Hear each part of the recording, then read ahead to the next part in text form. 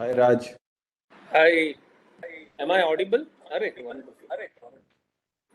Yes, you are audible. Hello, sir, am I audible? Yes, ma'am. Yes. Okay.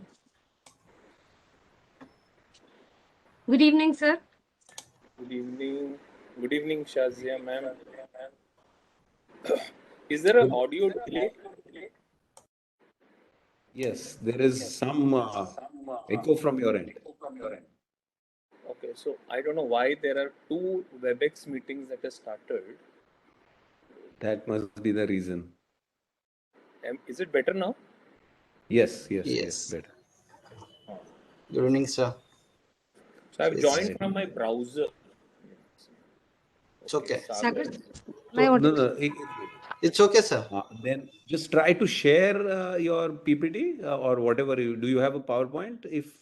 If you're joining from the browser, it might be Browser a challenge. doesn't Just support sharing. try that before we start. No. Browser doesn't support sharing. Yeah. I'll have to switch to the. Just give me a minute. I think I have WebEx somewhere. Yeah, you will. If not, download the app. And if you haven't downloaded WebEx in the last 2 years, then I have a question. Oh my God, I have, because WebEx is such a rare entity. Okay, something is starting. Hoga, yeah, I think. First up, sir, Then am you I have to log audible? out. Yes, I had ma'am. WebEx, but probably for And every Raj, 100. maybe you will have to log out and log in again. Okay.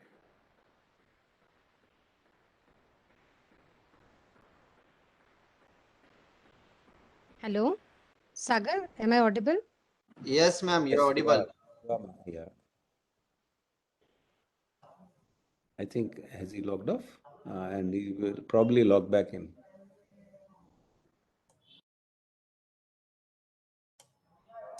एक राज है यहाँ पे. Sir might have turned off Yes. the video only. Or what it is. Yes, he's back. Yeah, he's back. Sharing check karo, that's all. Then we can start.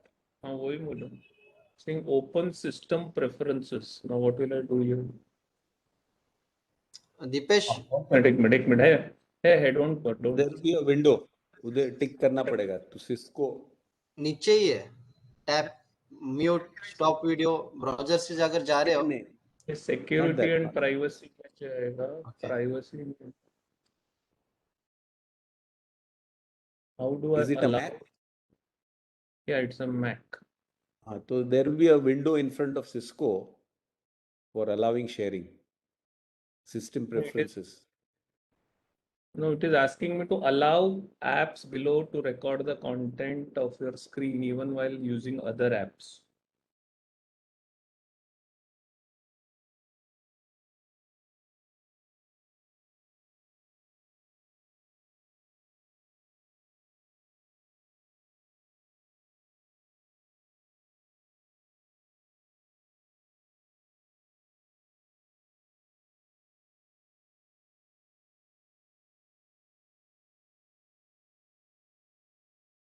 Screen recording नहीं चाहिए ना अपने को. Accessibility में I can't select it. Shit.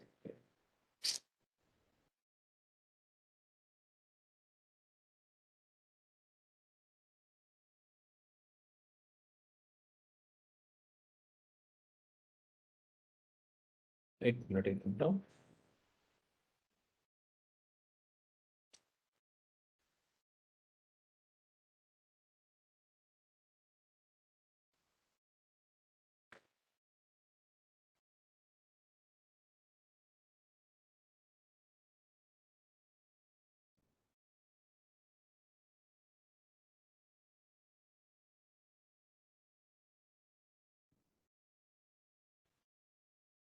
On the bottom side, that's sir. At the bottom side, the share option is there.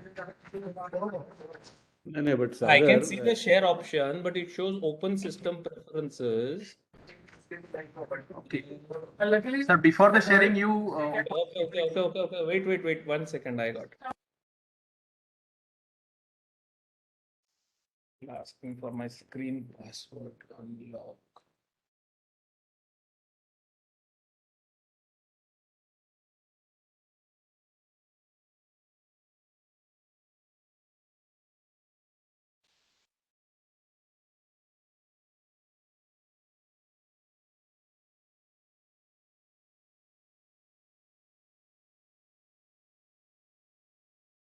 So privacy also done. Now let us see.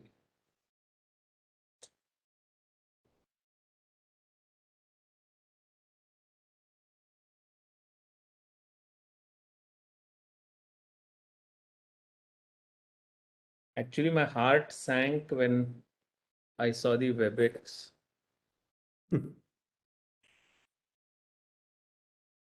So privacy also done. Just allowed. Sir, before you sharing, just open your PPT, then click on the share. After that, click on the share. You My PPT is open. okay. Actually, it is in full screen mode also.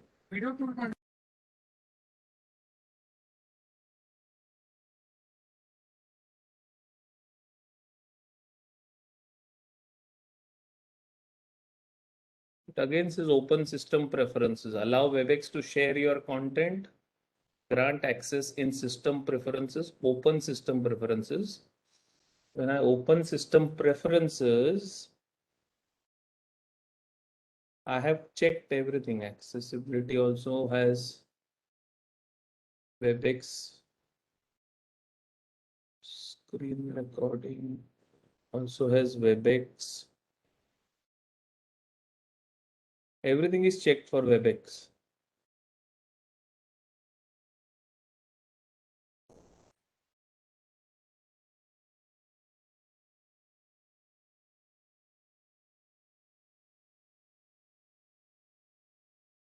In system preferences, go to No, I have to sharing. give- wait, full disk access, I think.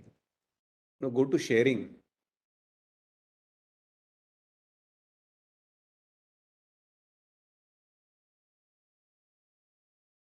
Quit and reopen. Do you want to leave this meet? Just a minute. Huh?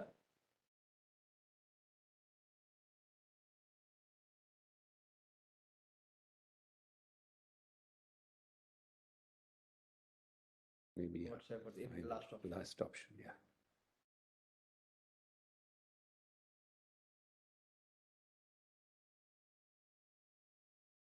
I think he is logged out. He's logging in again. Yeah.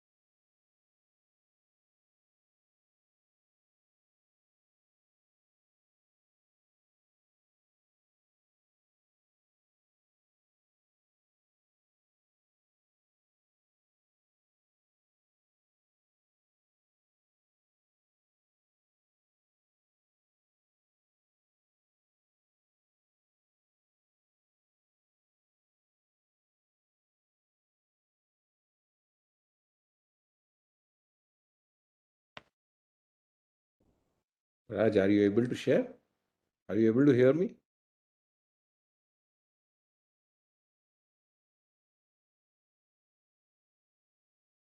Yes. Raj, we can't hear you. Are you muted?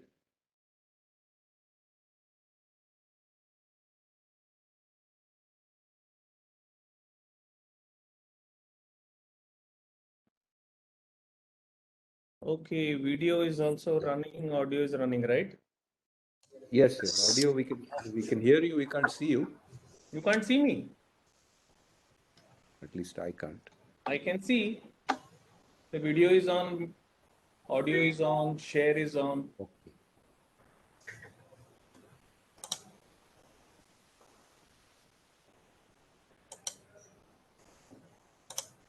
Is my video, is my PPT visible? Yes. So my video also says on. In fact, my camera also blinks. Okay. I think we can start. We can start. No Yeah. fun. Shazia ma'am, can you just take over? Yes, thank you, sir. Let's get going. I came across a statement by Michel Kapoor. He was the American entrepreneur and founder of the Lotus Development Corporation.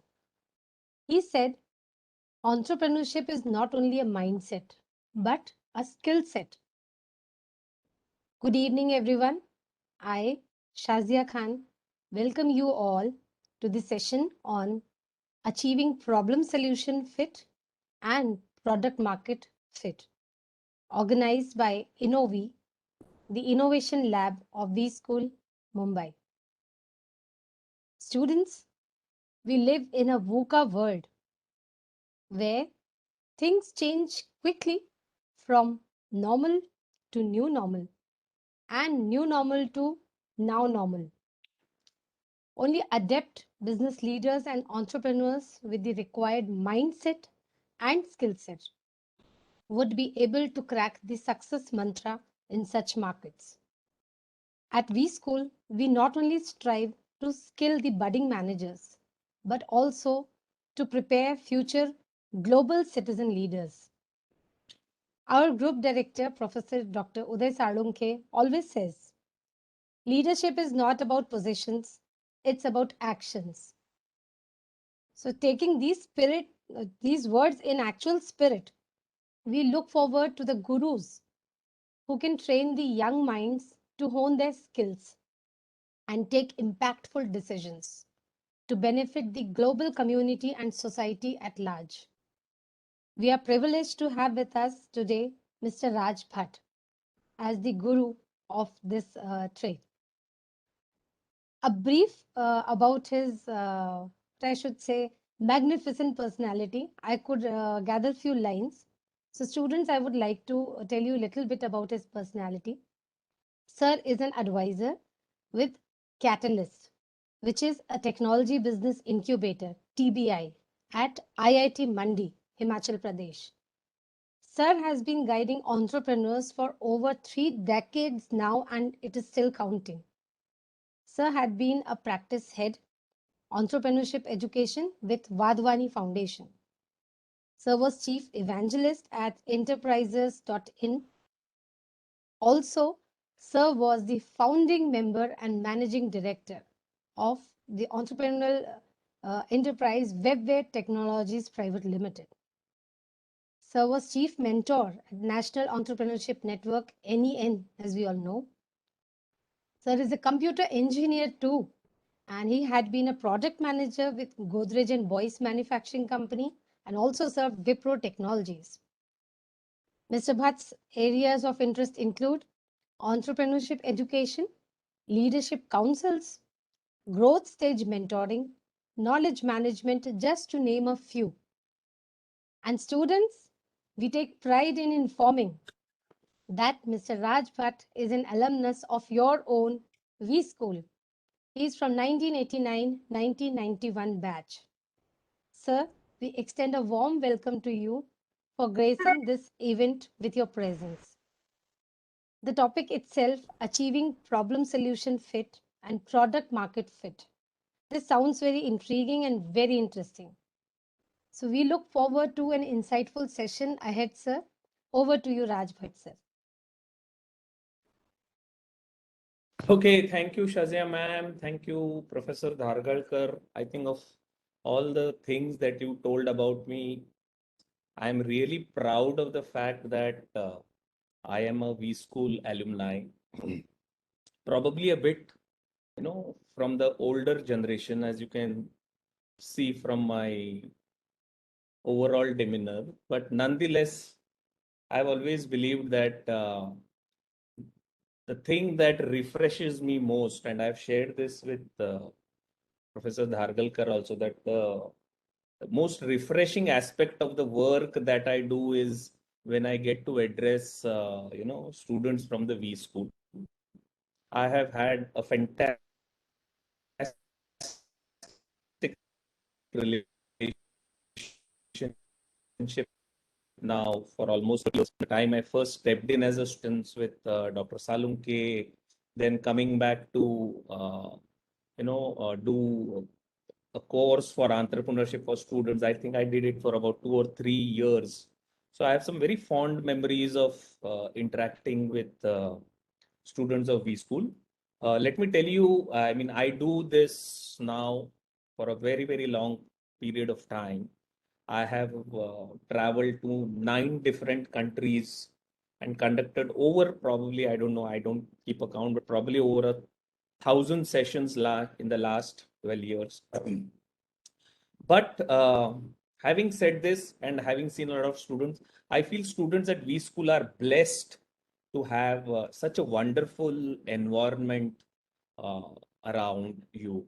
Not only is your location beautiful, I think it's located probably at one of the most cutest of suburbs in Mumbai. I don't know if you're first yearites and you've been able to come back to the institute as yet. So I'm just assuming that some of you have not visited the institute. So it's not only location is good, but overall environment, both inside and outside the campus, phenomenal. You are in absolute great hands with Dr. Dhargalkar and the team. And I'm sure you're going to enjoy. See, entrepreneurship in a management institute can have different connotations, right? I mean, you can say, ki, why do I need to learn entrepreneurship when I'm training myself to be a manager? And this is a very valid question that I'm sure a lot of you would be asking yourself. Even I would have probably thought the same in 89 if somebody had told me that, you need to study entrepreneurship. We didn't need to. We didn't feel the need to. I mean, we were in a great institute. The future was bright. I got placed in Godrej and Boys. As a 23-year-old guy, what else do you expect? In one of the top companies that time. So, life was rosy. But till the day I became an entrepreneur, I didn't realize the value of what I should have learned in business school. Time has passed. It's almost 30 years now. I think entrepreneurship is on the campus in a very strong and sustainable manner. You have initiatives like the Innovi, which not only encourages but also develops you as future entrepreneurs. So once again, let me thank you all. I know it's a Friday evening. Friday evenings are the most dangerous times for, not dangerous times in other sense of world, but dangerous times to probably engage with young young student friends. I know you guys have your priorities lined up. There is also a T20 match. I think it's about to start. So I try to keep this as interesting as possible. At the end of the day, you may go back with two feelings. You may say it was a good to know session. So I know it's okay. I learned, I heard about a few concepts. Some of you may want to kind of delve deeper into what I have to share over here. And I'll be more than happy to engage with some of them offline in that. The idea here is not to be preachy. I don't want to kind of preach or teach you stuff. The topic that we have today is very complex. Probably it's like a workshop topic where probably if we had a chance to uh, be meeting offline, I would have kind of spent some time. We could have really thrown these ideas at each other, sparred on some of the new thinking that is happening. So unfortunately, we just have some 90 minutes, of which unfortunately I have personally consumed 10 minutes trying to, wrestle with WebEx over here. So I do hope that in the next 45 minutes or whatever, 50 minutes, I will quickly take you through some concepts. Okay, just think of this as introduction to concepts. I will not try to kind of dive you deeper into it. We don't have the time for that. Maybe, I mean, if you feel that we need, to expand on some of the things that we talked about, we could engage offline, in some other format over here. So I have this big challenge. I have to take two concepts which are at the core of, an entrepreneurial life cycle, let me say, like, what's an entrepreneurial life cycle? Simple. You come with an idea, you have an idea, You think that it's great. Now I'm going to be a great entrepreneur, and God bless, you will be. And let me quickly make a product around it. Let me quickly brand it, sell it, pitch it in front of investors, maybe Shark Tank it, something like that. And let me launch it. I have learned all the things that I wanted to learn in entrepreneurship, and let me get to market, and uh, I'll be successful. I wish it was such a simple formula, right? I mean, honestly, when I became an entrepreneur, I thought that the only thing that I needed to learn was whatever I had learned in Wellinkers. So I was very confident. I was rather very cocky, you could say, in terms of, कि अरे मेरे को तो सब पता है, क्या अब इसमें क्या है, what's so difficult in entrepreneurship, right? I mean, have a great idea, create something of value to the customer, and you have customers just lining up, and investors would just come, and unfortunately it is not like this, not as rosy as one would think, but there is a path to salvation. Let us put it this way. There is something that you can learn, there is something that you can do, there is something that you can understand as a concept going forward. So in entrepreneurship, please understand there are only 4 fits. I say that nothing matters as long as you get this 4 fit. Think of these as a lock with four uh, types of, I mean, 4 openings that you have to lock it once, twice, thrice, four, and then the treasure box will open. These are called as the 4 fits. What is the first fit? The first is the customer problem fit, which is where you say, I know what the customer I am targeting. I know exactly what the problem the customer is figured out. I know I have, empathized with it. I have put myself in the shoes of the customer, and I exactly figured out what is the profile of the customer and what is the profile of the problem that we have. I've kind of articulated it very well. I've tested it. You can say I did market research. I did survey monkey. I spoke to 20 people, 100 people. I did this, did that, whatever. But you figured out the customer. You figured out the problem. Once you figured out the problem, I think the human mind immediately wants to jump to a solution, because you can't hold a problem for a very long period of time, right? You have to solve it. That is what an entrepreneur does. I mean, it takes a problem and says, okay, let me solve it in the way that I know the best. Maybe use technology, maybe used some of the things I've learned in the past, maybe hash up a solution. Doesn't matter. But the moment I've discovered that there is a problem, I want to get into a solution, which is also very good, because that is what you should be doing. That's the next step. Take a problem, try to find a solution. The problem comes after you've found out a solution, because now a solution is just solving a problem for a set of people, right? Maybe just some people that you are. You now to have to productize it. But what do you mean by productizing? Is a very concept is simple. Is that, let us assume, let's take the simplest example of the Uber business, right? Everybody understands Ola, Uber business. I mean, that business has been there for maybe, I don't know, since the automobile was invented. This problem of hiring an automobile to go from point A to point B, which was in sometimes we call as the transportation problem, infinite. Your grandfather also probably called up somebody, hired a car, you took the family out and did it. Your dad did it. Today you are just picking out your mobile phone, clicking on a few things, and immediately a car arrives at the doorsteps. Car or an auto or whatever you want, a vehicle, right? It just appears out of magic. And then the whole process is so simplified, right? You know exactly where the car is, in what time the car will reach you, how much time will it take you to reach your destination, how much will be the cost, what is the traffic on the road, and everything is so perfectly. That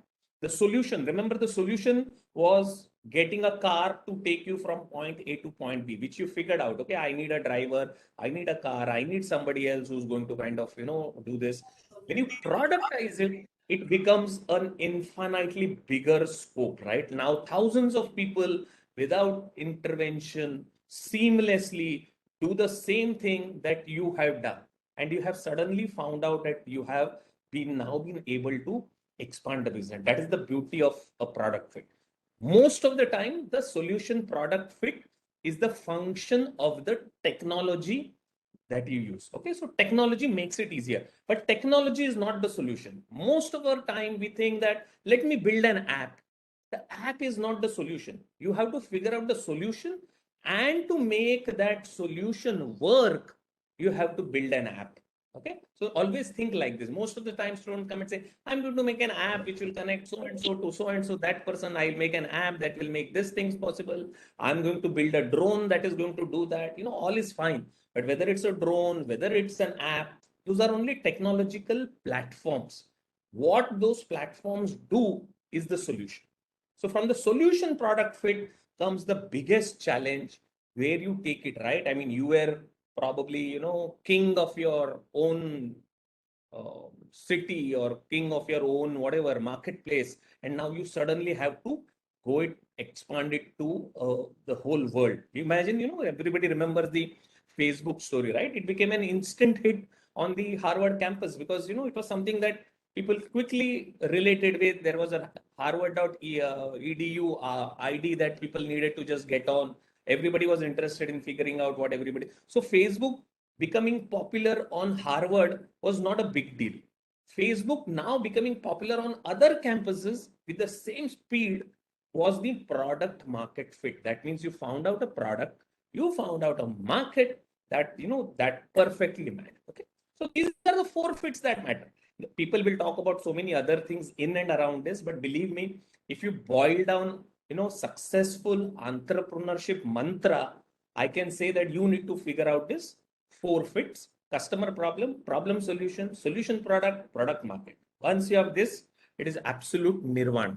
Okay, so what is this problem solution fit? And we are going to spend some very quick time on this, basically because this in itself is a huge topic that I take. It's about business models, and we spend an awesome amount of time actually constructing a business model and finding out how does businesses make money. So if you've seen this very famous movie Jerry Maguire, okay, I don't know if you remember this movie, it's slightly older, about Tom Cruise. Okay, so there's a famous dialogue as to show me the money. So this is where I think business models come into the picture, that coming with a solution is perfect, but will the solution make money? So the problem and the solving of that problem should result in money, right? You're not here for philanthropy. You're not here to kind of just feel good or win some competition and get some accolades or something. The whole idea is, I have developed a solution, and I knew what the problem was. Now will that solution really make money? And that is what helps us understand what is the problem solution fit. Okay, so next, maybe quick 10 minutes, we are already at 7 o'clock. Okay, so maybe next 10-15 minutes I'm going to take you through a concept you may have heard, not heard, I don't know. The concept could hurt a bit because it has something to do with what you are doing right now or what I did 30 years back. Hurt a bit, but try and take it in the right sense. Okay, why I say it is in the right sense? Because some of the thinking that you have already developed, or some of the thinking that you have been grown up thinking, may get shattered. Okay, and I will start by making a very, very powerful statement which says that people have stopped buying products and services. Okay, people have stopped buying products and services. And why do I say people have stopped buying products and services? Because you're going to come back and tell me, sir, last month only I bought one iPhone 13.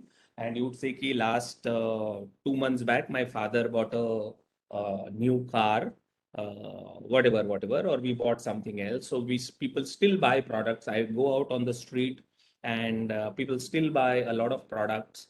Why are you saying that people have stopped buying products and services? The concept behind this is uh, slightly difficult to kind of assess at the moment, but I'm sure as you kind of start thinking deeper about it, you'll start realizing it that yes, probably what I am undergoing right now is the same process, that I have not bought something. I have only hired the product to do something called as a job to be done, right? I wanted some job to be done, and I hired a certain product or a service till that job was to be done. And now that that job is over, I'm moving on. So I'm not going to kind of get attached to it Theodore Levitt is a professor, and in 1975, okay, 1975, he kind of made this statement. 1975, just remember, he said that people don't pay for a quarter-inch drill bit; they pay for a quarter-inch hole. Now, what does this mean? It means that it doesn't matter what your tool is, right? A drill bit, you've seen a drill bit, right? Everybody knows how to drill bit. Now, just because you are a carpenter and, man with a lot of resources and you had a diamond drill bit, you can't go and tell a customer, look, I have this diamond drill bit, so you need to pay me more because I'm drilling this hole. The customer is just going to say, how does it matter to me? What is it that I have hired you for? I have not hired you for your tool, or I have not hired you for all your technological prowess. I just want a certain job to be done, okay, certain job to be done. And that is why I'm giving it. And I'm going to pay you only for that job to be done. Based on this concept, there's a gentleman called Anthony Ulrich in 1999 wrote a book, very famous book called Jobs to be Done. He just called the book as Jobs to be Done. And he first expounded this theory. This theory was further developed by Clay Christensen. I'm sure you would have heard the name. If not, you should know that Clay Christensen is probably one of the most revered professor of strategy at the Harvard Business School. Unfortunately, we lost him last year. I think maybe it was COVID or something like that. A very respected person. So he's written this book called as Innovator's Dilemma.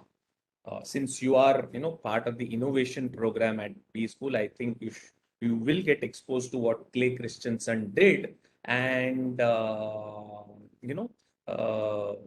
that's a very, very interesting concept. Wish I can show a video, but I don't know if this video is going to play.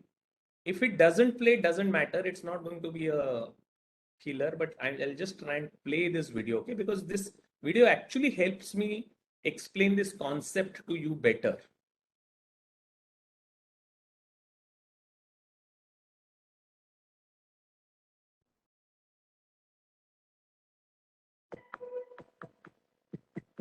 Hi, my name's Clay Christensen. I'm a professor at the Harvard Business School.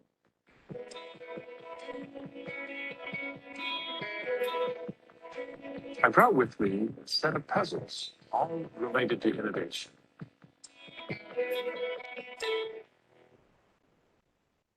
We decided that the way we teach marketing is at the core of what makes motivation difficult to achieve. The most helpful way we've thought of it so far is that we actually hire products to do things for us. And understanding what job we have to do in our lives for which we would hire a product is really the key to cracking this problem of motivating customers to buy what we're offering. So I wanted just to tell you a story about a project we did for one of the big fast food restaurants. They were trying to goose up the sales of their milkshakes. They had just studied this problem up the gazoo. They brought in customers who fit the profile of the quintessential milkshake consumer.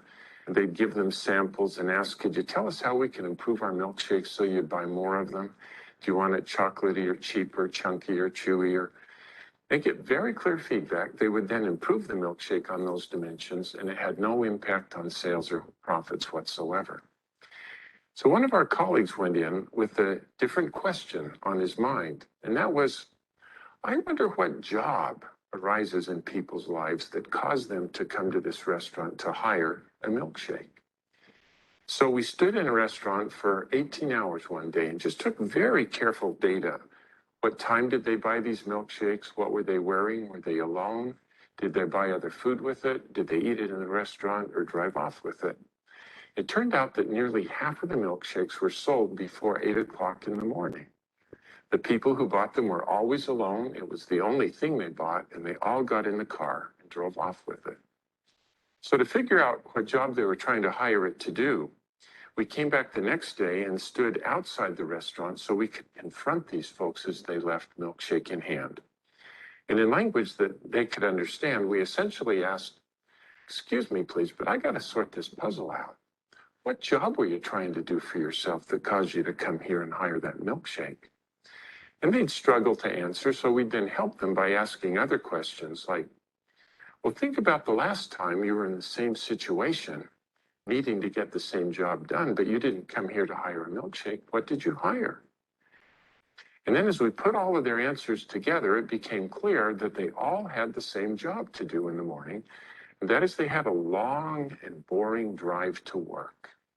And they just needed something to do while they drove to keep the commute interesting. One hand had to be on the wheel, but somebody had given them another hand and there wasn't anything in it. And they just needed something to do while they drove. They weren't hungry yet, but they knew they'd be hungry by 10 o'clock. So they also wanted something that would just down there and stay for that morning. Good question. What do I hire when I do this job? You know, I've never framed the question that way before, but last Friday, I hired a banana to do the job. Take my word for it, never hire bananas. They're gone in 3 minutes. You're hungry by 7:30. But they don't do it well either. They're gone fast. They crumb all over my clothes. They get my fingers gooey. Sometimes I hire bagels, but as you know, they're so dry and tasteless. Then I have to steer the car with my knees while I'm putting jam on them. And then if the phone rings, we got a crisis. I remember I hired a Snickers bar once, but I felt so guilty. I've never hired Snickers again.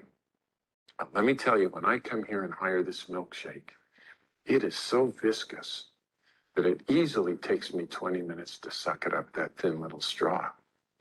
Who cares what the ingredients are? I don't. All I know is I'm full all morning and it fits right here in my cup holder. Well, it turns out that the milkshake does the job better than any of the competitors, which in the customer's minds are not Burger King milkshakes, but it's bananas, donuts, bagels, Snickers bars, coffee, and so on. But I hope you can see how, if you understand the job, how to improve the product becomes just obvious.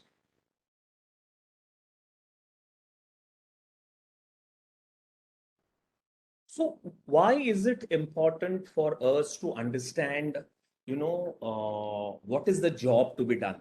Because we are going to look at a concept called as value proposition. Okay. So remember, I told you people have stopped buying products and services. So what are they buying?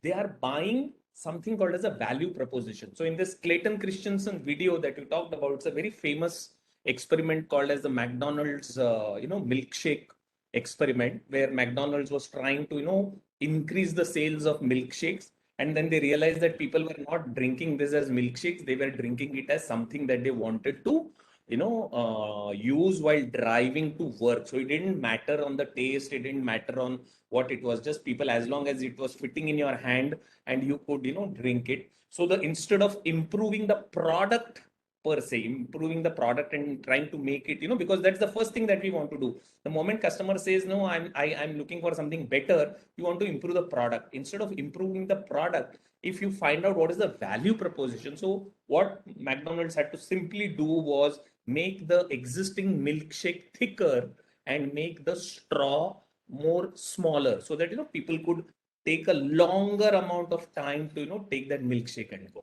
Okay, so this is the famous milkshake experiment that McDonald's did, and it's a famous case study. I think you can go under. So if you go back probably 100 years back, we bought products because we were told about it, right? I mean, like look at these ads. More doctors smoke Camel. I mean, in the right mind today, do you think a doctor will advise you to smoke Camel? See, Camels is, by the way, a cigarette part of it, or Coca-Cola for that matter. The position. So a lot of things were very easy in life because there was mainstream advertising. You could just, kind of rely on the newspaper to tell you, or an ad or a hoarding or something to tell you what the product does, and you would end up buying part of it. Life was very simple. You didn't need to understand a lot of marketing theory onto this. The people with the biggest amount of money who could buy the most number of ads could, easily become the most successful product market leader at that point, right? Unless what happened is this was a good theory till we reached the stage that everything became like a supermarket shelf. What do I mean by the supermarket shelf is there are products after products on a supermarket shelf, Okay, and they are all similar looking things and you can't differentiate, and so easy for you to just ignore and move on, right? Ignore and just move on. You will not even know. So the customers now have, for every time you want to go to buy a shampoo, there was one shampoo maybe 50 years back. Today you go into a supermarket, you'll have 40 brands of shampoos,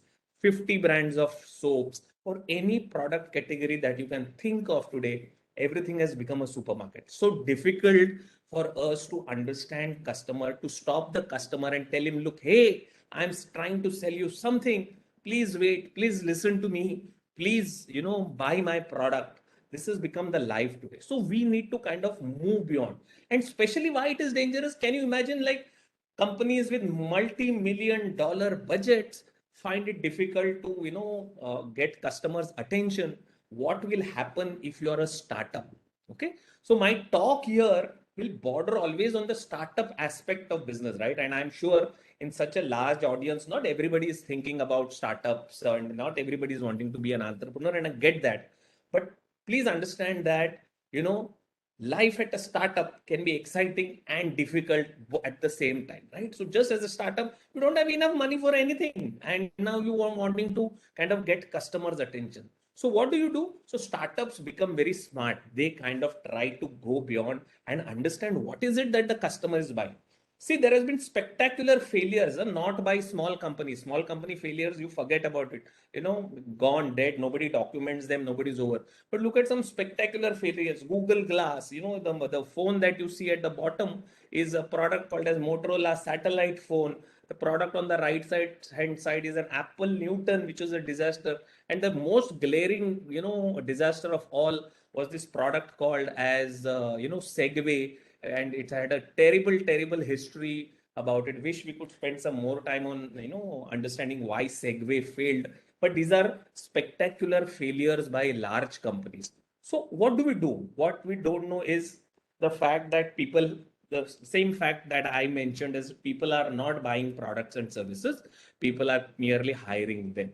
Okay, so let us take your own classic example over here. And I'll try and drive this point to a certain extent. I mean, I don't mean to offend anyone, neither do I mean to kind of demean anything. I'm just saying that as an education thing, today an MBA education is more to do with career, right? More to do with career. I mean, you have not come here to study in depth, the principles of economics or principles of marketing, finance. I mean, you may do that. Some of you may, kind of really study the subject. But all of us have come, and even in 1989, when I joined, MBA program, Wellinger, same, you and me in the same, batch, maybe 22 years apart, was the fact that, MBA could give me a better job than what I was already doing, maybe better salary, maybe a better career path and stuff like that. So in today's world, what if MBA education is an entrepreneurial enterprise? What is the entrepreneurial enterprise trying to tell us? What does the brochure convey? What does the marketing communication conveys? It conveys about placements. Last year, such and such companies came. So and so was the biggest package that we got. Our students are placed in so and so. Nobody kind of, I haven't seen, I mean, even from the best management institutes globally, wherever I have visited, I have not seen an institute talk about, our faculty wrote a very interesting paper which was peer reviewed, was published in the Harvard Business School. Our library has got 400 journals, or our library is stacked with some of the latest books on management and stuff like that. So today you see in any institute that you go, the libraries have becoming smaller, and the career, I mean, placement cells are becoming larger, right? I mean, it's a fact in life.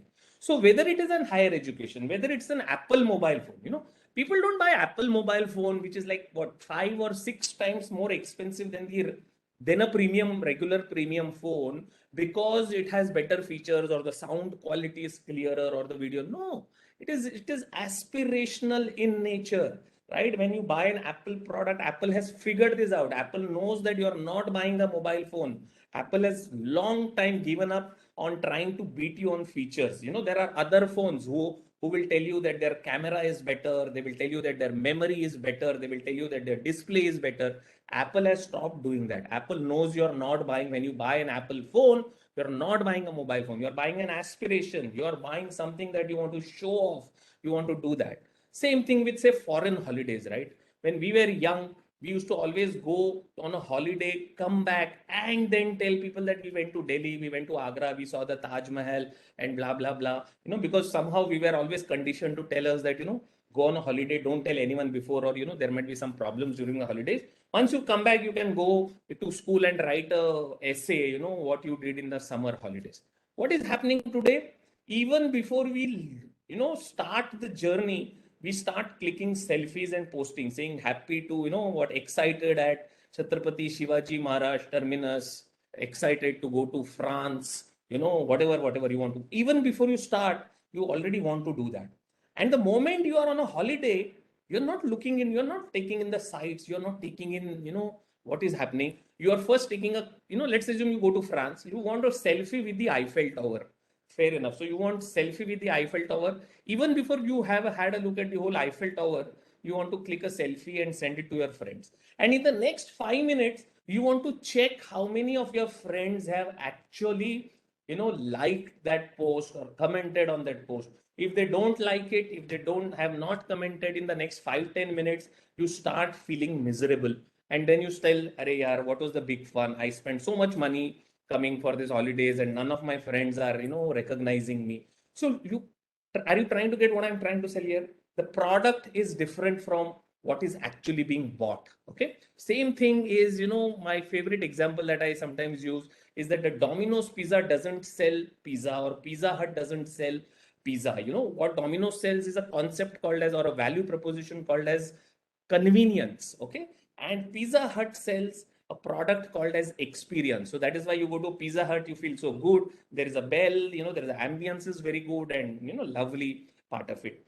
Whereas with the case of Domino's Pizza, it is simple. Call up on the phone, simple, order, and within 30 minutes, your pizza is delivered in a nice hot warm box. And that doesn't mean that you can't eat at Domino's Pizza. You can eat, but there are no table, no chairs, nothing, nobody to kind of even give you, spoon and cutlery. And at the same time, Pizza Hut also delivers, but doesn't promise you anything like, 30 minutes or we will give you free or nothing like that. What has happened is both these companies, whether it's Domino's Pizza or Pizza Hut, have figured out that pizza is just a medium. Okay, pizza is just a medium. What you are paying for and what is the value that you are getting out of it is the product called as convenience. Okay, and what is the Pizza Hut has figured out that it is more profitable for Pizza Hut to get you inside a Pizza Hut, make you sit for as long as you want, get you to order stuff, and that is where they will actually make money. Whereas Domino's has figured out that the moment you pick up the phone and call, they want to up the order. You want an 8-inch pizza, they will sell you a 10-inch pizza. You want one soft drink, they will sell you some garlic bread additional. So they know that when you're ordering, if I make the order bigger, I'm going to be more profitable because, the cost of delivery of, 300 rupees pizza or a 600 rupee pizza remains the same, but you make more money when you sell a 600 rupee pizza. That is how smart entrepreneurs over the years. Okay, look at IPL. I mean, most simple example. Before IPL, there was an ICL which tried to have a cricket tournament, failed miserably. IPL figured out that cricket is nothing to do with cricketing. It is all about entertainment. So they repackaged the whole thing. Today, when you go and watch an IPL match, you don't care whether it is Mumbai Indians versus Chennai Super Kings or anything like that, and you are a great fan of Mumbai Indian. You just want to go shout, scream, look at the cameras, come on the big screen and enjoy that 4 hours or whatever match. Pay 2,000, spend $2,000, go as friends. So IPL has figured out a simple mechanism that how they can package entertainment and offer it to you. Okay. So now, of course, there are clones, like Kabaddi is now becoming more popular because Kabaddi realized that instead of 4 hours, they can package the same entertainment in 40 minutes. So, there are clones that will come, but there will always be some, smart entrepreneur who will figure out what a customer needs and what is done. Okay. So this is the beauty of understanding what is the job to be done. So when you're looking at a problem and when you're looking at a solution, look at what are you trying to solve. Are you trying to solve the fact that the customer needs a product, or you are trying to find out that what is the customer really buying is a value proposition. Okay. I'm not going to spend time over here. There are a million videos. There is this concept called as business model canvas. So business model canvas is a combination of two documents, okay? The value proposition canvas and the business model canvas. It was all, these are all developments in the last 10 years, you can say. You will hear the concepts like lean startups or, lean methodology, in which case these are all the work of a Professor Steve Blank, his students Alexander Osterwalder, Eric Ries. These are the people who have redefined the way entrepreneurship is understood and entrepreneurship is practiced in the last 10 odd years, you can say. So the value proposition canvas and the lean canvas, something like this is something that basically helps you capture the value that your customer is actually seeking and monetize it. That is very important. So these two documents, when you make them, and I'm sure as a part of your course going forward, you will have specialized sessions on how to fill up the value proposition canvas, how to fill up the lean canvas. That's a longer discussion. If you want, I can share some videos. You can go to Google. Alexander Osterwalder himself has a 2-hour video on how to fill up the value proposition canvas and how to fill up the lean canvas. I don't think we should spend time here today to discuss that. But what does these two exercises help us do is what you need to kind of understand. And this is where I think the question of the problem solution fit or the solution product fit rather. I'm now talking about the solution product fit, because you have figured out what the solution is. You need to figure out if that solution is going to make enough money for you. Enough money, not just to kind of meet your everyday expenses, right? You need wealth to grow so that you can grow your enterprise, you can grow your business, and you can kind of scale it up to the next level.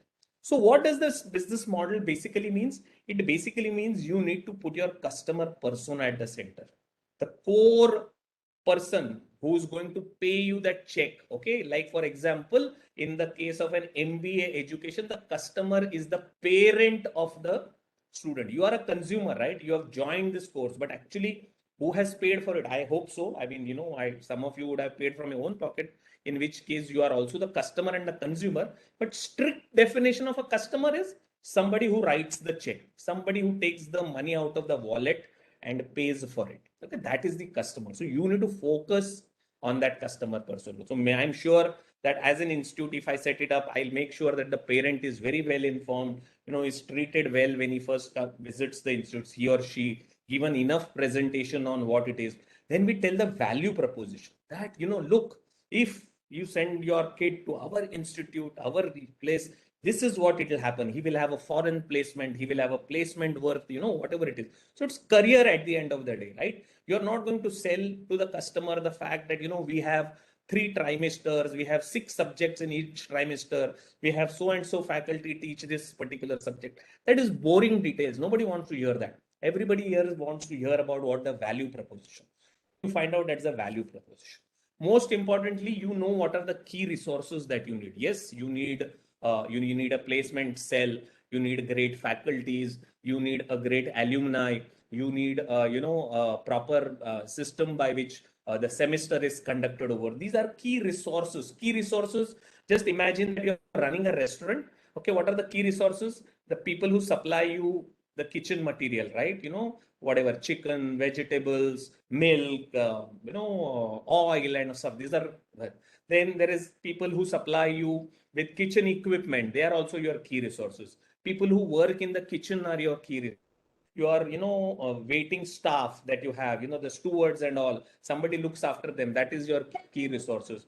People who clean the restaurant throughout the day, keep it clean, fresh and wholesome, those are your key resources. Let us assume you are also in the business of delivering food, because people are now ordering on Zomato and Swiggy. So Zomato and Swiggy also become your key resources. There is somebody who's helping you with digital marketing and customer engagement. He or she also becomes your key resource. So every business, customer persona, value proposition, key resources, and then you figure out what is called as a profit formula. Profit formula is simple. Find out how much does it cost you to deliver an X service. Find out what is the customer willing to pay for that same service. Try and optimize both the figures and see what's the amount of money. Simple, Lena Bank minus Dena Bank is your profit formula that you can figure it out. And every smart entrepreneur figures it out. He knows exactly how he can fine tune his costs so that, it doesn't pinch, and how he can optimize, not maximize. Okay. We love to maximize profits. It doesn't work that way. In a simple small businesses, you need to optimize your profits. And that is the profit formula. At the same time, on the left hand side, you see what is called as key matrices.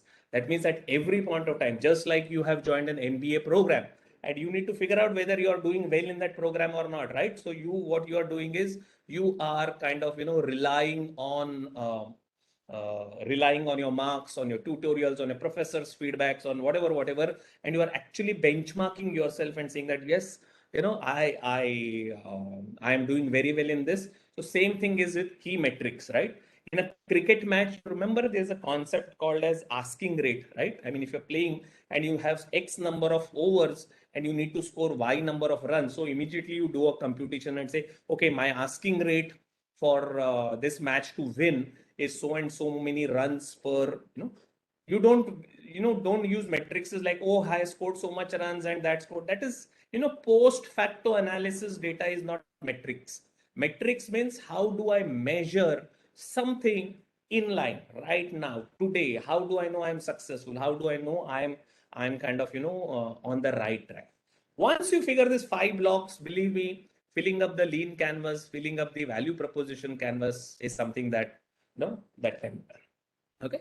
So that brings us to a very, very interesting topic that I thought we should spend some time today and understand is the product market fit.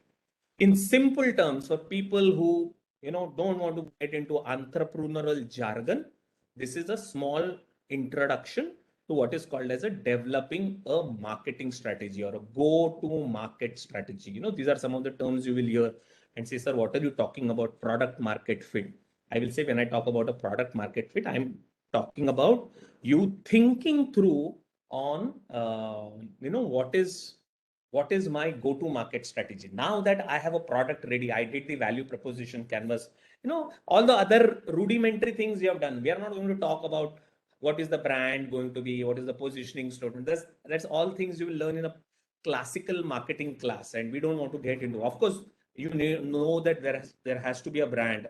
You also know the fact that there has to be a nice logo. You also know the fact that there has to be a nice byline and stuff like that, positioning, 4 Ps, 7 Ps, all those things, mundane, everyday thing. We need to understand slightly more in our thinking about what is the product and how does it fit into the marketplace. And when it has to fit into the marketplace, it is where the real test of the product is, right? I mean, today having a great product sitting in the lab, sitting on your, desktop, sitting on your computer has no meaning. I mean, it could be the greatest product on the planet, but if the customer is not buying it, if you're not making money out of it, it has no meaning. Okay, so let's look at what this product market fit is. Okay, so how many of you know this guy? I don't know. I can't hear, so I don't know if people can hear what I'm saying. Is this guy? I mean, I was just Yes, sir, you are searching very much something. audible. Okay, I'm audible, yeah, but I don't know if I can hear the students and if they are able to So share. I But think so. The students are not having the mic's mute, on, right? no? Yeah. Okay. Okay, so but can they type? I need to Can they check type with in the you. chat They can box? type. They can chat. Okay, they can chat with anyone. Okay, I don't know if this question, if this image is also visible, and let me click on this YouTube and see if it takes me. Okay, I'm just experimenting.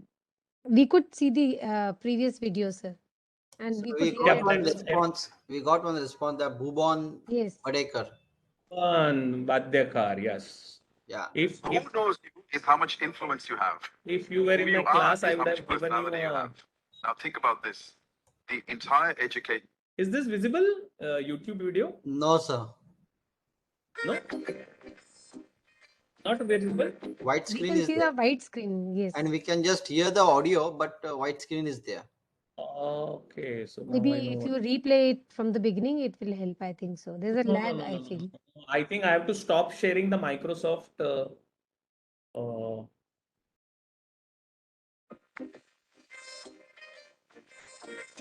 still the white screen is there, sir, and the sound is there. No,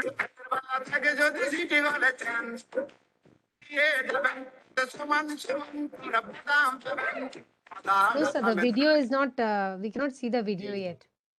Okay, fair enough, fair enough. Now, how do I go back? That is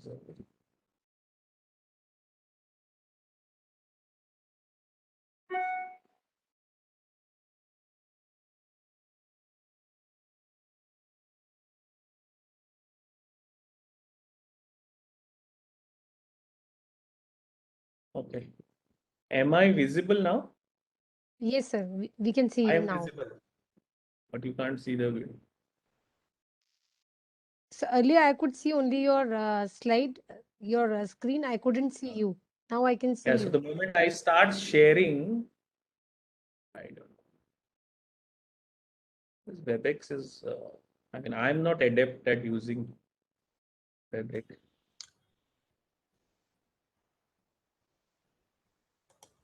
Yes, sir, I can see both now. You are also visible and the video, your screen is also. But that's not the video. Okay, okay, maybe I'll show you. Is this visible now? Yeah, it's visible.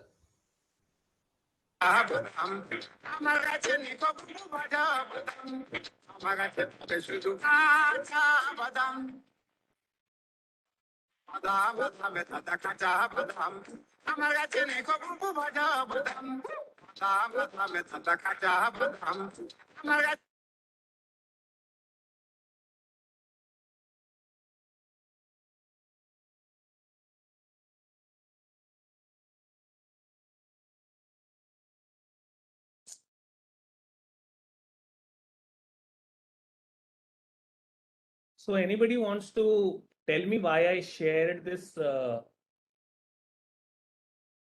video? I mean, you can just chat. What is so famous about this video that I thought that I should share it with all of you?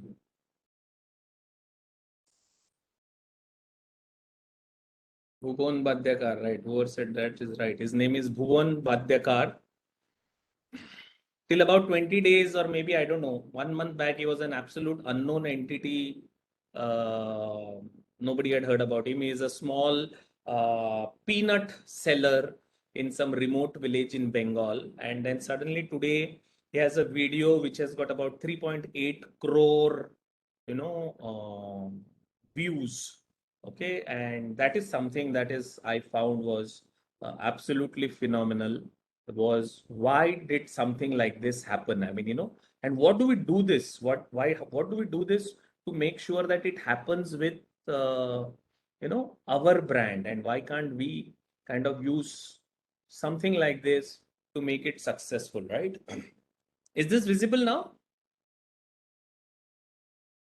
Yes, sir. How can we apply to you? Is it visible, right? Yes. Fantastic. Without. Am I visible or not visible?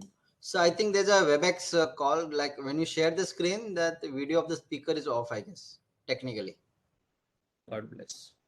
Okay, any case, I will switch off my video, save on my bandwidth. Okay. So this gentleman, the video that we saw, and you can go and see this video on the YouTube and stuff like that. It's a craze, and like all crazes, that, right? I mean, internet stars or YouTube stars emerge out of obscurity and become famous. And the problem is that they become famous in a very short period of time. So this video, what you saw right now, is 5th of February, 2022. And look at the kind of virality it has already achieved in this. So basically, that asks us a fundamental question, and that's as a students of marketing, you should ask this question as to how do we use this particular phenomena? How do we use whatever has happened outside? It's not a product. Yeah, of course, somebody has made a ton of money, on YouTube, just making that video. How can we do it for ourselves? Okay. And there are smart entrepreneurs who are doing it, and they're doing it very, very successfully. And these are some of my most favorite brands that I love to talk about. Okay, so Bira, I love. I mean, I love having a beer. And but Bira, from the time Bira hit the markets, I think I've been a very ardent beer fan. Not only because it's different, but because of the fact that I love the fact that it was started off as a small entrepreneurial challenge. Okay, challenge to a large enterprise. In India, by the way, if you know, Kingfisher or United Breweries as it is now, it's not a Vijay Mallya company any longer. United Breweries Limited at 55% market share. 55%. It's like dominating market share over there. Same thing is with this company called Paperboat. It's now taking up its war against Pepsi and Coke. Their brands Tropicana, Minute Maid. This is a Coke brand part of it, and these are multi-billion-dollar companies, right? And these are small startup companies that are actually challenging them. Okay, Varun Upase is asking to annotate something. I don't know, somebody has to allow him to. Okay. And then other brand on the left-hand side that you see is a wonderful brand by a woman entrepreneur called Super Bottoms. You should go and check what Super Bottoms does. It makes beautiful, colorful, washable diapers for kids. Okay. And it competes against, Huggies. I think it's a Procter and Gamble company, large multinational. I don't know, but millions of dollars of budget, and Super Bottom sells its product at 8 times the cost of Huggies, and phenomenal, right? And same thing is with this company Forest Essentials. If you know the brand, I think there is a small typo in the name that has been written, but it's Forest Essentials, taking on a company like L'Oreal, which is a global personal care product. And most interestingly, I found that the pandemic threw up a amazing superstar in an absolutely different category that one doesn't think too much about. But I mean, there was this brand called Dolo 650. Okay, now everybody knows Dolo, right, in this room, and everybody has had Dolo. I don't know, the parents have had Dolo, and Dolo was an obscure brand. Very few people knew it. It's not even a consumer brand that we talk about over here, but thanks to some Rajnikant memes and thanks to a lot of memes that happened during the pandemic, Dolo has become a superstar brand, growing at close to 30% per month from what they were doing, and in the process fighting out large brands like Calpol from GlaxoSmithKline. So this concept is there. What is it that we can learn from what is happening in and around us, and see if we can apply it to our brands and actually create winners out. Okay, so this session is originally meant for a lot of things. I do this with startup founders, sometimes faculties who want to teach marketing, digital brand enthusiasts. So you will have to slightly excuse me if this sounds more like a bit of a theory and stuff like that, but I have tried to keep it as light as possible over here. Okay, so let's quickly look at couple of things, and try and understand. And actually, there are 3 or 4 concepts that are very intertwined over here. But I don't think I'll be able to touch up on all the aspects of how to take a brand to the next levels. But I'm going to give it my best shot. Okay. So first of all, I think you need to understand how products are kind of, how products get launched and how products move in a bell curve kind of thing. I'm sure you will hear about this in more courses as you go. This is called as the product adoption curve, sometimes also called as the innovation dispersion curve. That means you take any product that you want to do, any product, and this is global, any country in the world, anywhere. This has been studied over years and years to figure out that how do people buy products and what is the core concept behind it. So okay, so try and understand this bell curve over here, right? And this is very proportionately drawn. It's not as proportionate as this is, but I didn't find a better image, so I kind of so every product has a bunch of people. It's about 2.5% of a majority of people. Let's assume that there are 100 potential customers in the lifetime of your project. I'm just using 100 as a number basically because it's easier for me to explain. Let's assume that your product is something that 100 customers would buy in the lifetime of the product itself. Okay, 100. 2.5 or almost 3 people, let us assume, will be tech enthusiasts. And okay, they're the first people who rush, to buy the product. These are the people who sleep outside, Apple stores at night before the, iPad is launched or before the iPhone is launched. They will spend their reasonably sane people. They are, they are not mad. They don't expect a discount on day one. They don't know about a product. They just want to be the first person to go and buy this product. Okay, so those are the innovators. Same thing happens with Salman Khan movies, right? And then there is like this whole Bhai Ka movie kind of a thing, that there will be people.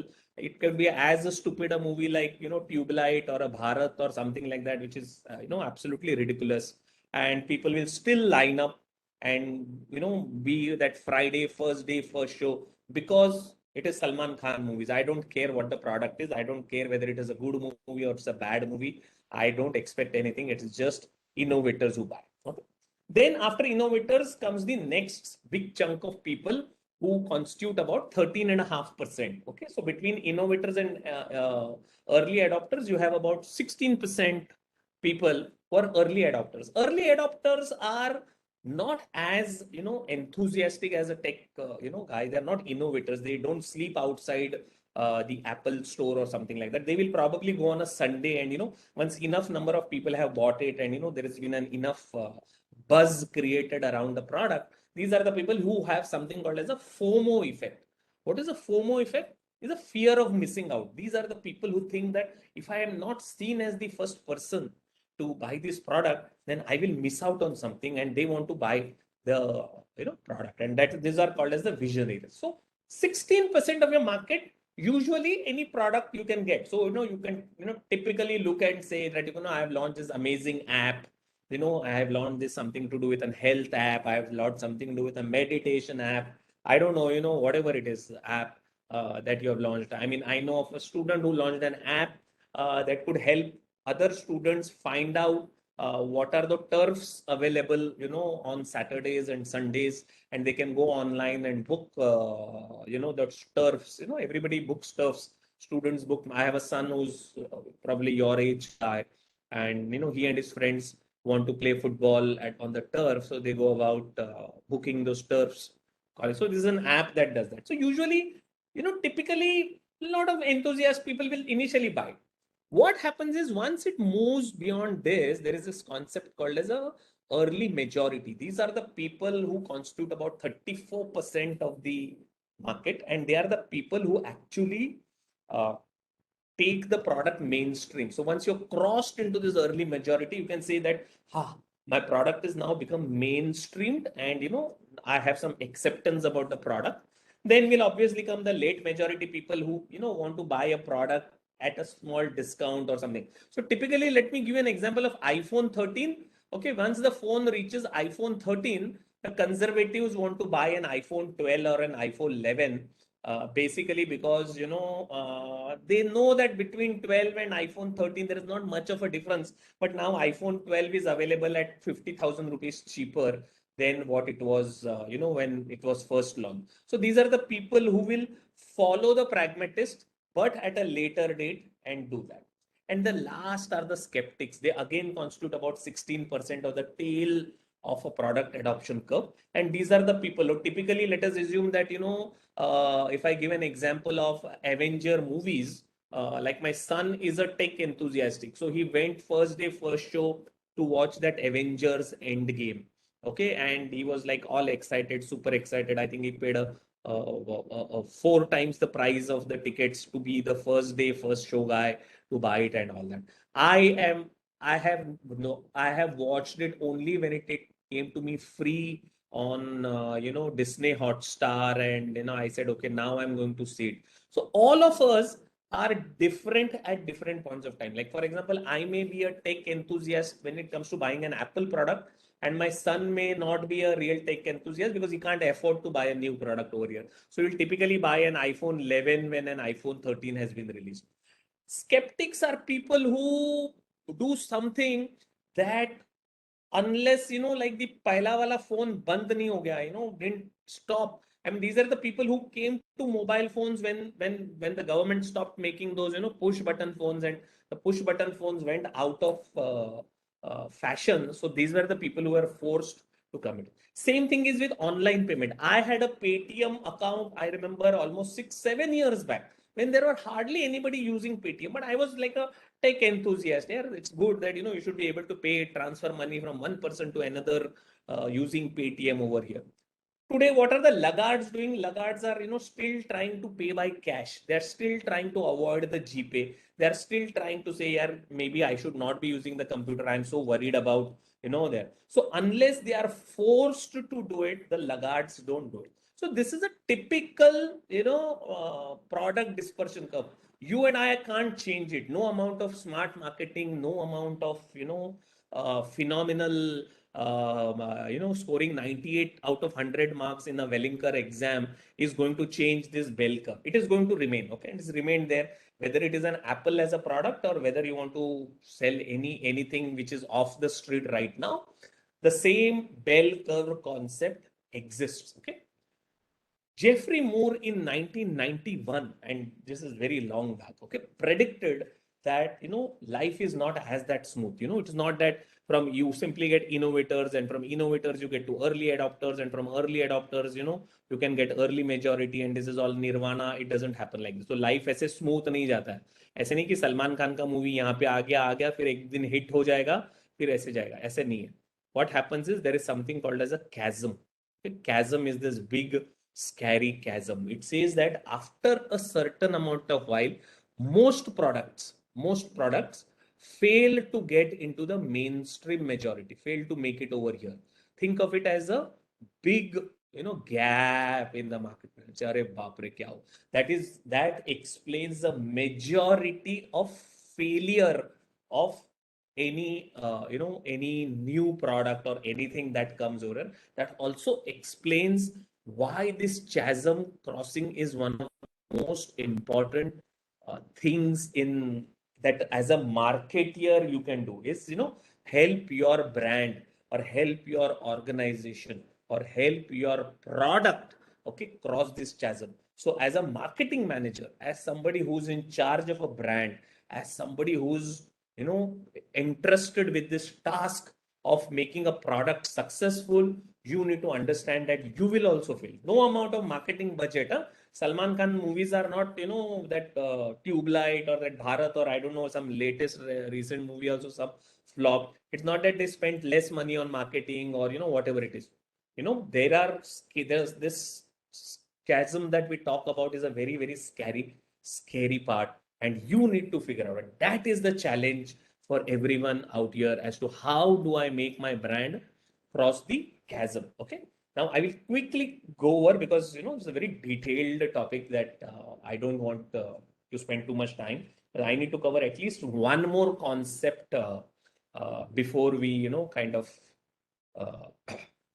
bring up close to this chapter. There are 4 concepts technically, but I'm trying to see if I can do at least justice to 2 of the concepts. So the first concept is there is a chasm beyond 16% or beyond a certain amount. You will find this with a typical restaurant also. First few days, everybody's coming, everybody's talking, everybody's doing, everybody, and you think that it's going to be a great success. Suddenly it falls off the cliff. Okay, and whoosh, gone.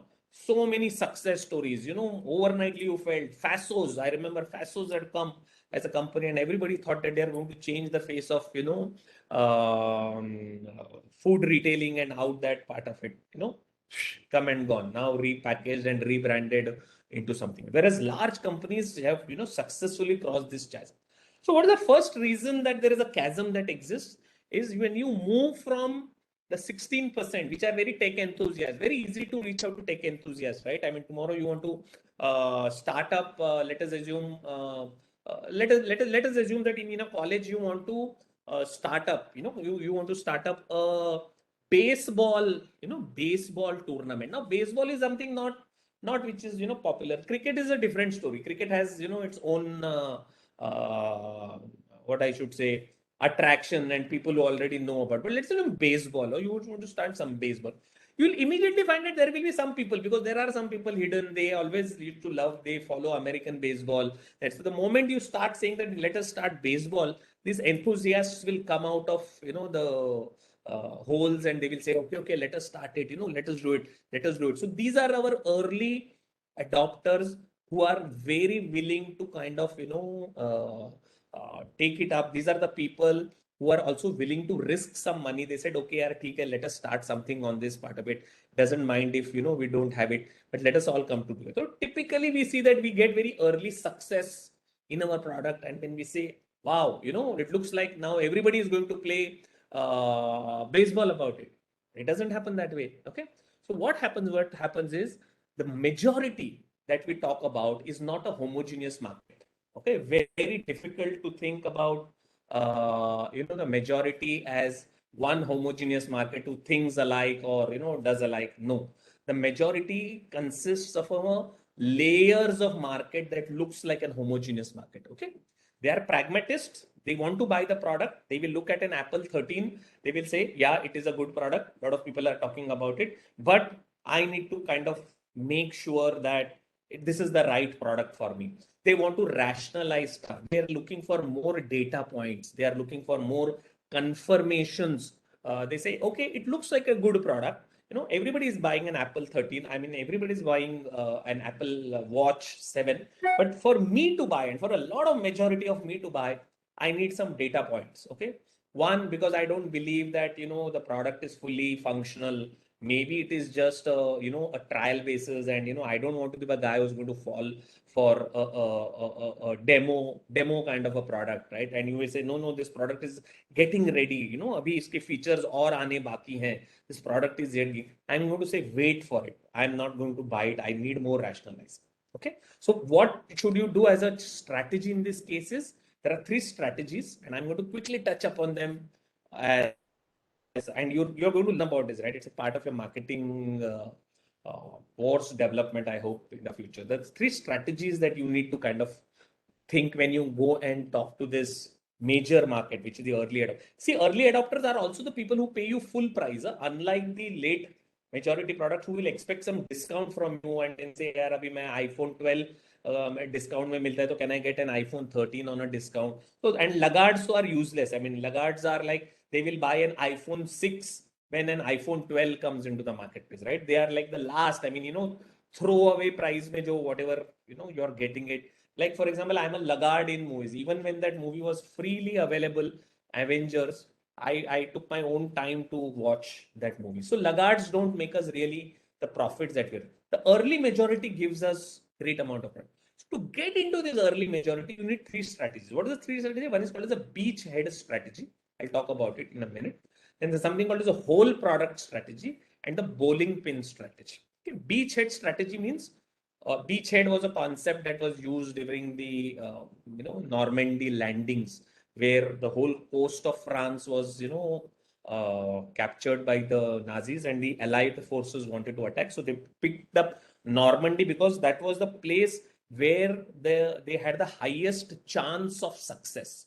Okay, highest chance of success. So in this segment of people that you're talking about, figure out that segment that is the most easiest to target. So you need to slice the market into segment, and say, yes, these are the people, these are the people who will be within this whole segment.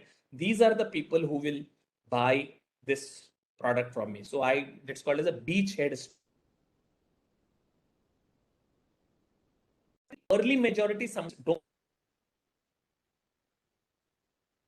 because if a market, what if something goes wrong? Do they have after sales service? What if if I need a upgrade, will somebody help me with this with hand holding of this product? Will I be able to use it completely as the way they are saying it? So you need now, but you are a startup or you are a company with only the product. You need to build partnerships around and say, okay, sir, we have already handled a team that is a call center that will help you through installation of the product. We have these third party people who are going to give you support for the product in case anything goes wrong. But as far as you are concerned, when you come to us, you have this whole 9 yards, the product delivery, product packaging, product usage, product training, product, support, everything we have packed together and we want to give.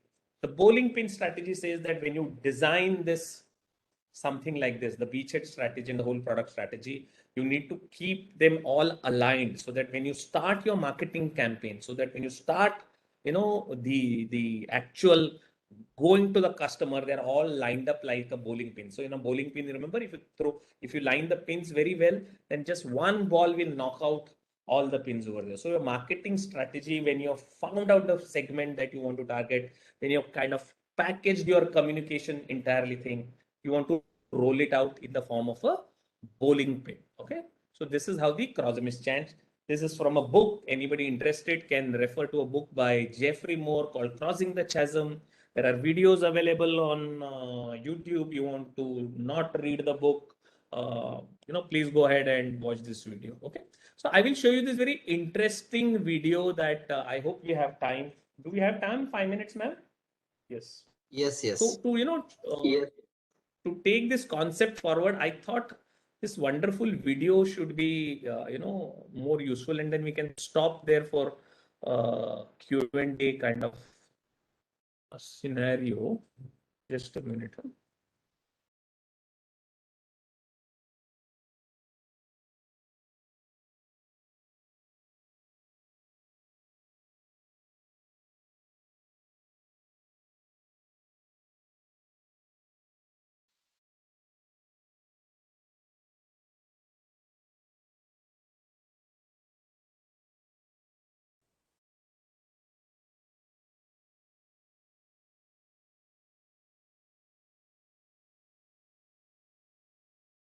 Is this visible, this YouTube? Yes, sir. Yes, sir, it's visible. Okay, just quick. It's a very wonderful way you hear the voice of Jeffrey Moore, and he explains what I have struggled to explain in the last 15-20 minutes. Using a simple video, is how beautifully he explains what is the entrepreneurial process and how do you get to the majority of the customers. Okay, so let us just watch this video and then we will stop out over here. Does the crossing the chasm phenomenon apply to consumer markets? And the answer is, in some parts, yes, and in some parts it plays out a bit differently. I'm going to show you, I want to talk about a video here which sort of shows you the dynamics of how chasms play out in consumer markets in a way that really does accord with the original theory. So let me start by starting the video here. This is of a dancing man at the Sasquatch Music Festival in 2009. This is a video that had some 550,000 downloads on YouTube. And let's just look at it as an opportunity to test out the chasm theory.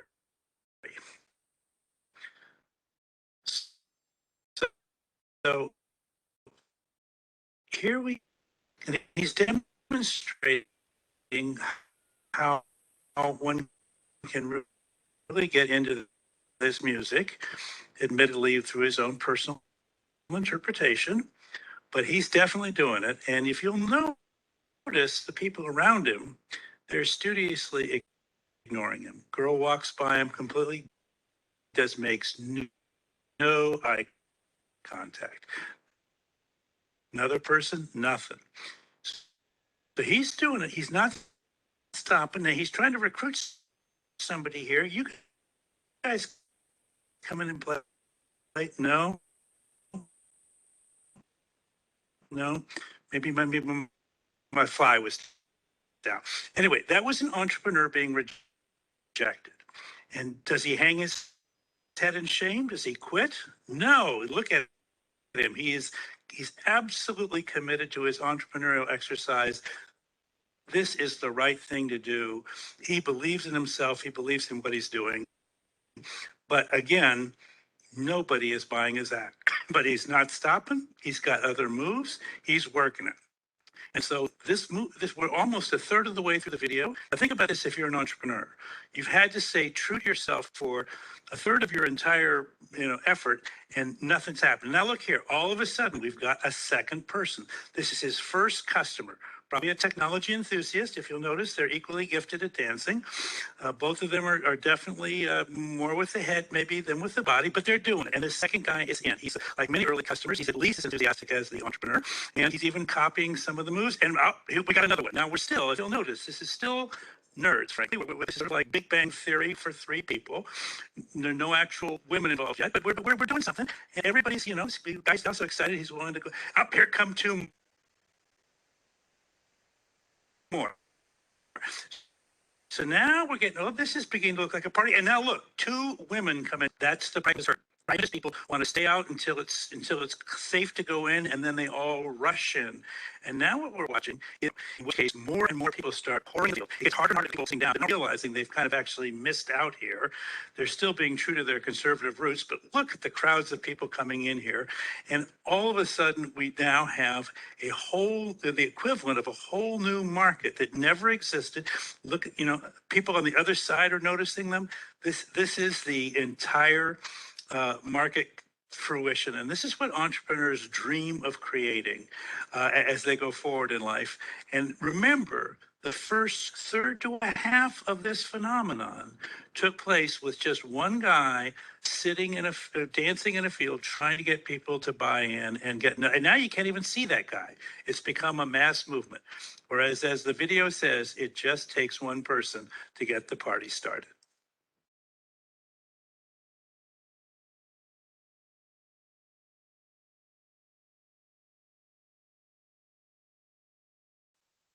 Crossing the Chasm, marketing and selling disruptive products to mainstream customers.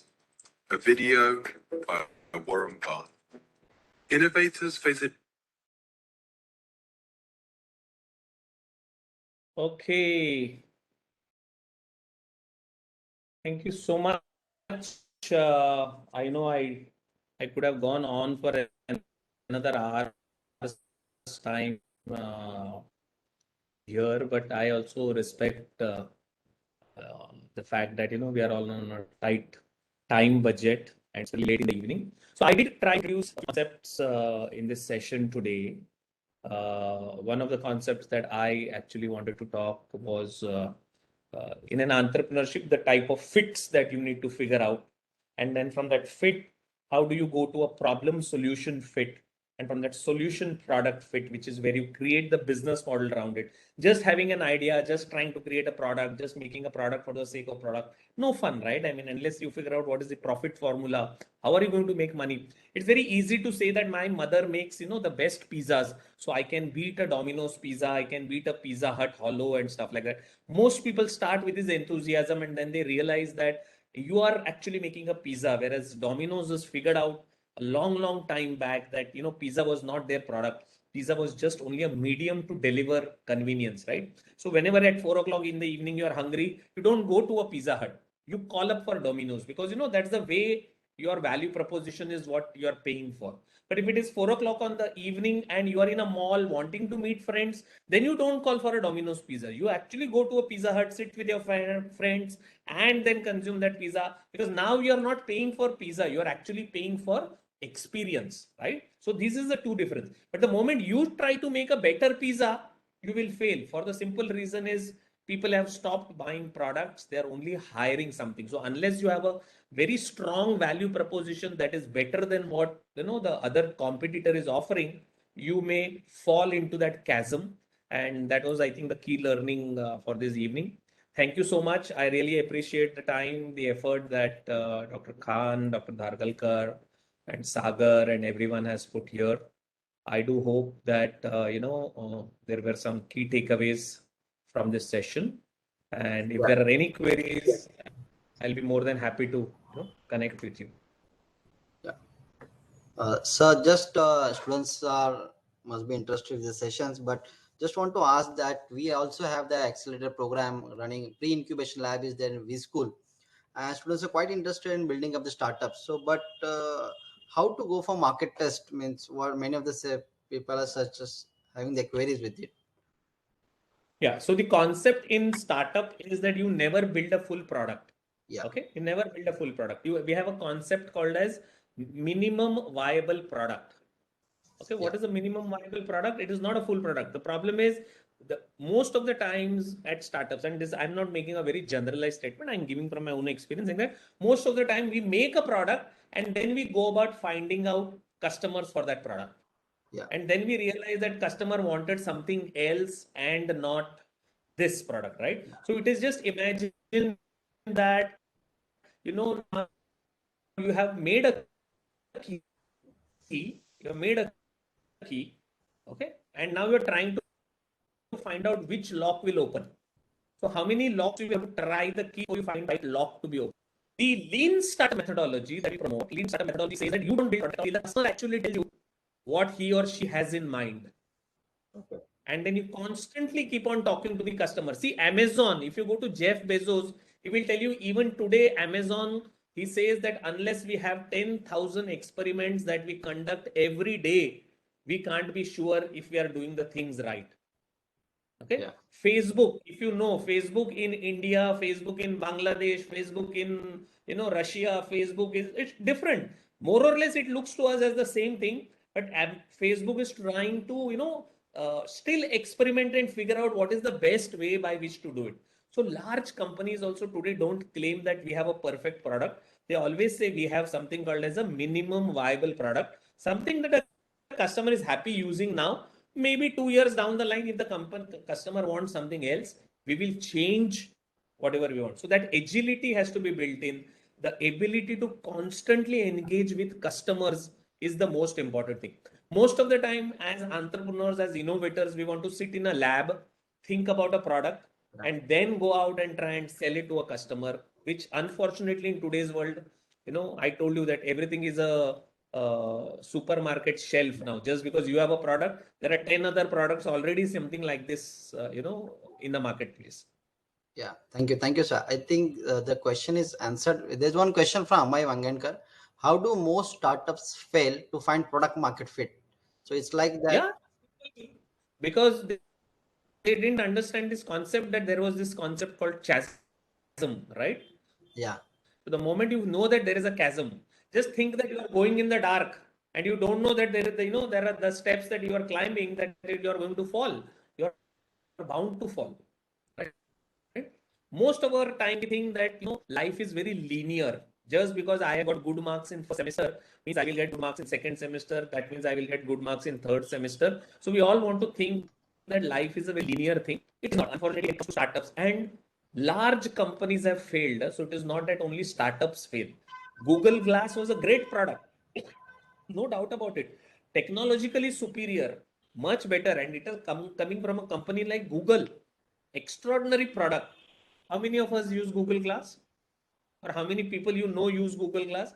And how many people, I mean, is this something that Google Glass is everybody is using and it has become a mainstream? No. Still some people are using it. I've seen a few people, but they are all technology enthusiasts, right? The Segway that we talked about as a product in 1999, they built up a factory to manufacture 30,000 Segways every month. Yeah. From 1999 to 2021, the total number of Segways sold in the world is 35,000. Yeah. So imagine the amount of, colossal amount of money that large organizations can throw away trying to get this product market fit. Yeah, it's the same like the Nokia kind of thing. It is also one of the example. Yeah, Nokia, but it's a slightly different thing. Nokia didn't see the, Future. coming up of the new product that was going to come. So that was a Different. very, very, sad thing for such a large company. Yeah. So I think students must have got a lot of knowledge with this kind of questions and the session which we had, and especially the part of the chasm, which is most important because students are here to start the business, but they don't know where the lag is. So which is the Right. most important thing. So Sir, I have a question too. As a Yes, marketing professor, yes, ma'am. the new way of seeing the diffusion of innovation curve, that you have given a new perspective, that tech enthusiasts, visionaries, these are the ones, those who have FOMO effect. So this Right. was very enlightening. And I was wondering whether there can be any way for entrepreneurs to maybe, increase that size of the pragmatists, conservatives. How can like that band can be increased, or once that No, chasm ma'am, is over? that figure gets adjusted for different products. I agree, because mainstream market for some other products could be 70% and not 68%, as they say. But the tendency is to move in a bell curve kind of a format. Okay. So does that help? And research for various products. It's not only research for consumer products, for various products, it's been shown that there is a bell curve kind of, that is why it's called as an innovation dispersion scheme. So you today look at, Bitcoin as a phenomena. Bitcoin is today mostly in the innovators and early adopters phase. Bitcoin will also become mainstream. Paytm also became mainstream. There were reasons were different. Paytm became mainstream primarily because there was a demonetization. People were forced to give away cash, and then came COVID. COVID added more impetus to things, and people who were even skeptical about using online payments were forced to use online payments. Okay, but there are still laggards in the system. I mean, I know some senior citizens who still say ki nahi yaar, I don't want to pay money through mobile, I don't know how to use it, I don't still mind. They go to the bank, they stand in the queue, they withdraw money from ATM, and then they go and pay to the vendor. So that all, you in a marketplace, you need all kind of people, for your product. You need technology enthusiasts, you need pragmatists, you need skeptics, and you need those laggards also. So there is one more question. Sorry for taking your time more.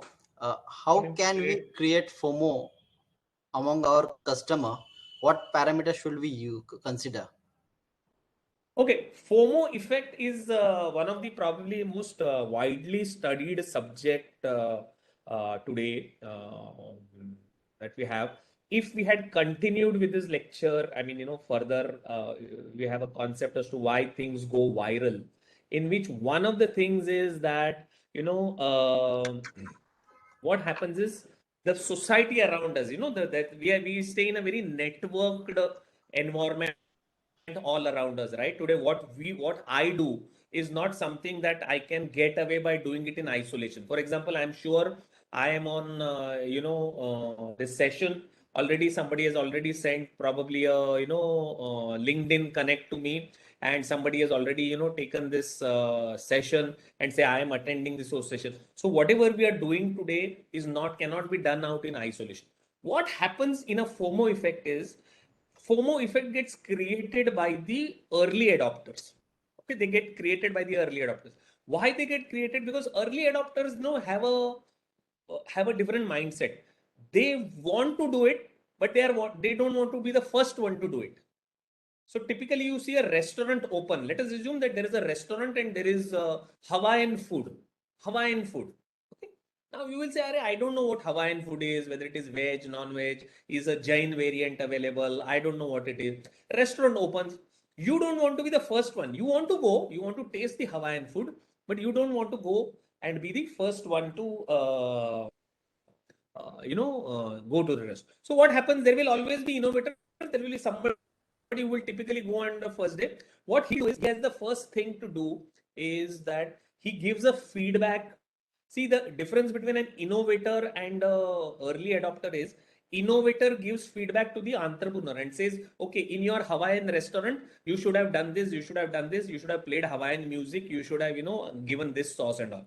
What the entrepreneur should do is capture this information, maybe in the form of you must have seen this, right? When movies come today, just when they step out after the first show, there are a lot of channels who try to capture the view of the user and say, how did you find the movie? What was it? Was it a hit? Was it a bad? And then this early adopters looking at those reviews, get into that FOMO effect. So the moment you want to create that FOMO effect, you have to tell them that they are missing out on something. And what is they missing out? Either they are missing out on experience, either they are missing out on a lot many discount, or if they are missing out on a lot different celebrity. For example, I had Sachin Tendulkar come for the inauguration of the things, and you missed it out over there. So what happens is, typically the early majority, you need to try and convert them into innovators. Difficult task, not easy, but you should try and do that. Yeah, thank you, sir. Thank you. I think I've already overshot your Yes. time, Sagar, and thank you for all the So I will lovely request good that Saya you've ma'am done. to just give the vote of thanks. Arey, don't be so Sir, formal here. I'm just to be very student honest, of Wellington. sir, to be very honest, listening to you, I lost track of time. And when you said that Thank you you. already overshot, so I had to look at the digital clock, and it was just on time that you stopped speaking on it. But I would really wish that you spoke more on the topics. And I'm sure, Sagar sir, Innovi is not going to leave this opportunity. Yes, Sir has absolutely. already hinted we have many more topics. He has given many threads that we can still have, sir, your more insights on. You said the FOMO effect and also the Oh, students it's are also interested. always a pleasure to come back to Wellinkers, and I rather sometimes feel it is my duty to come back talk over it. Thank you so much. So thank you so much, sir, for sparing your valuable time. By seeing your personality and your entire profile, I was very impressed, and I was looking forward to, and I found more than my expectation. So I take this Thank you so much. opportunity to thank you for taking out time from your valuable time from your busy schedule. And I would like to thank the students here who Yeah. stood by, and despite the different distractions that you mentioned, they were here till the end and listen. And I can still see the shower of claps that is going on. I would like to Thank you. sincerely thank the management of V School, which has provided us this platform. And I would like to thank the Innovi team and the IT team to provide us with this setup and platform so that we could all learn so many new things. I learned myself the products doing the jobs and we merely hiring them as customers. So this was very interesting, sir. And again, the different way of looking at the diffusion of the dispersion of innovation curve and many more things, the pinball strategy, the whole product strategy, and beachhead strategy. So we look forward to a lot more topics from you, sir. Thank you so much once again. Thank you, everybody, for Thank staying you. on. Thank you. Thanks, Raj. Bye. Yeah. Thanks, Eddie. Shall I log off now? Yes, sir. Yes, Yes, yes. sir. Yeah. Yes, Thank you. Thank you. thank Thank you, you, sir. everyone. Thank you, sir.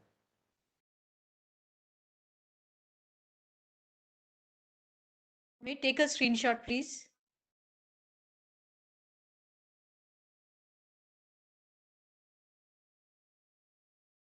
Thanks.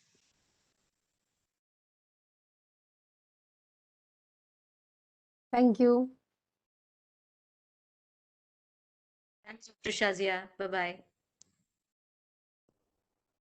Bye, ma'am.